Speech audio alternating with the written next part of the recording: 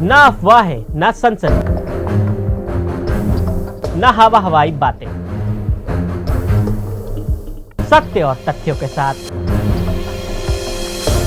खबरों की तह तक।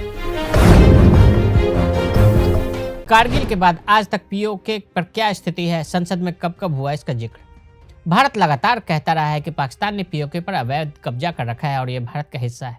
संसद ने 22 फरवरी 1994 को सर्वसम्मति से एक प्रस्ताव अपनाया जिसमें इस बात पर जोर दिया गया कि जम्मू और कश्मीर भारत का अभिन्न अंग है और पाकिस्तान को अपने कब्जे वाले राज्य के हिस्सों को खाली करना होगा। हमेशा प्रत्यक्ष या अप्रत्यक्ष रूप से अपनी सेना के अधीन रहने वाले पाकिस्तान ने द्विपक्षीय मामलों में भारत के दृष्टिकोण का लाभ उठाया।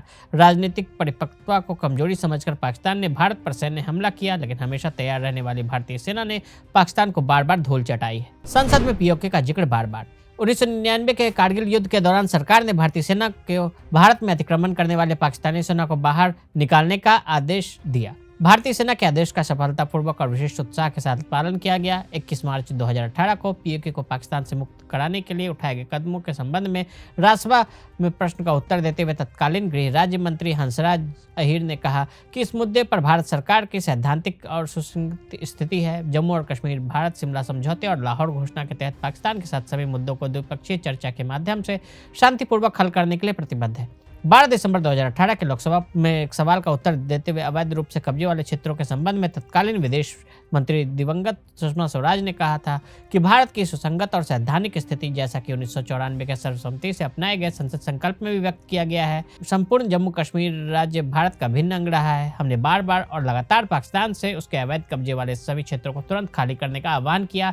यह बयान 1994 के संसद प्रस्ताव के प्रति भारत की निरंतर सार्वजनिक प्रतिबद्धता का संकेत देते हैं। पीओके को लेकर मीडिया कवरेज।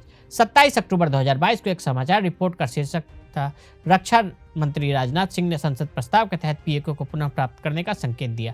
इसमें रक्षा मंत्री के हवाले से कहा गया कि हमारा देश पाकिस्तान के अवैध कब्जे वाले कश्मीर को पुनः प्राप्त करने के बारे में संसद में पारित प्रस्ताव को लागू करने के लिए प्रतिबद्ध है। राजनाथ सिंह जैसे अनुभवी राजनेता को 1994 के प्रस्ताव के विवरण के बारे में पता है, जिसमें घोषणा की गई कि पाकिस्तान को भारतीय राज्य जम्मू और कश्मीर के क्षेत्रों को खाली करना होगा, जिस पर उन्होंने आक्रामकता के माध्यम से कब्जा कर लिया है। 23 नवंबर 2022 की एक समाचार रिपोर्ट का शीर्षक था, शीर्ष जनरल का कहना है कि भारतीय सेना पीओके को वापस लेने के आदेश पर अमल करने के लिए तैयार है।